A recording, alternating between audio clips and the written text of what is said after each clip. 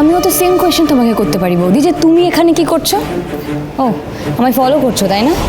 হ্যাঁ করছি। কেন? আমার কি এইটুকু স্বাধীনতা নেই? রেশমি, স্বাধীনতা আর উশৃঙ্খলতার মধ্যে পার্থক্য আছে। আর তুমি তুমি এরকম একটা জায়গায় আসার সাহস কি করে পেলে? তুমি জানো না এত ঘটনা ঘটার পরেও তোমার শিক্ষা হয়নি?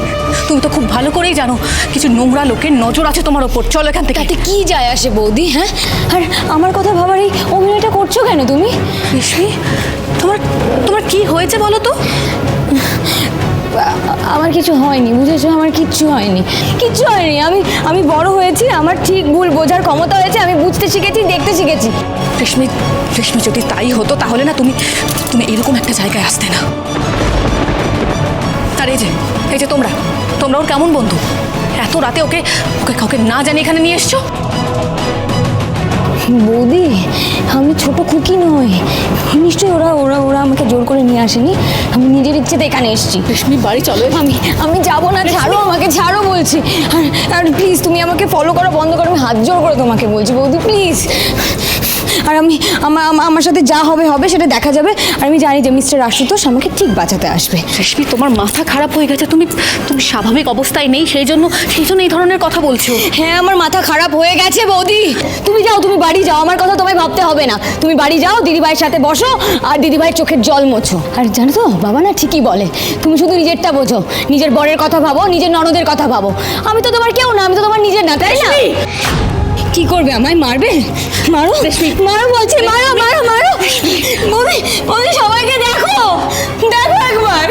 আর কত অপমানিত হতে হবে আমায়? হ্যাঁ, তোমরা কখনো আমার কথা ভেবেছো?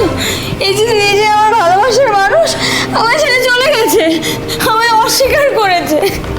রেশমি, আমার কথাটা শোনো। তোমরা আমার কথা বুঝেছো, আমার মনের কথা বুঝেছো বৌদি? বলেই আজকে আমি এখানে এসেছি রেশমি। আর এভাবে জোর করে না কারণ ভালোবাসা পাওয়া যায় না। তুমি প্লিজ জেদ করো না, চলো এখান থেকে। প্লিজ বৌদি, এত জ্ঞান দিও না আমায়। Leave me please, go.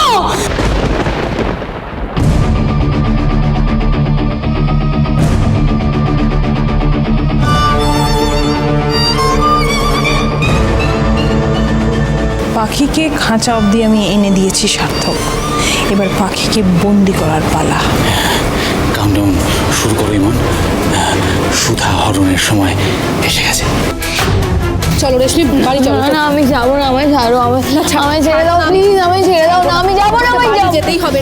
Sir শুনুন, স্যার একা আপনি যাবেন না। প্লিজ আমাকে আটকাবেন না, যে করেই হোক আমাকে সুধা রেশমিকে আনতেই হবে। স্যার শুনুন স্যার, আপনি একা যাবেন না স্যার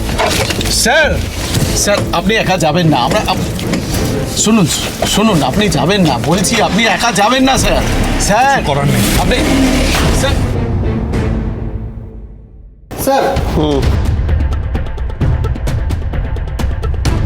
স্যার, শঙ্করবাবু ফোন করেছিলেন।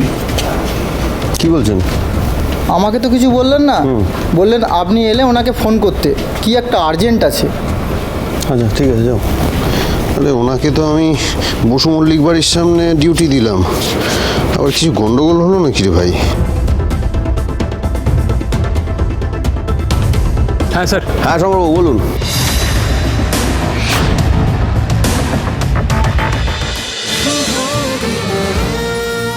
শুভ বিবাহ সোম থেকে রবি প্রতিদিন রাত 10:30টায় স্টার জলসায় ও জিও হটস্টারে।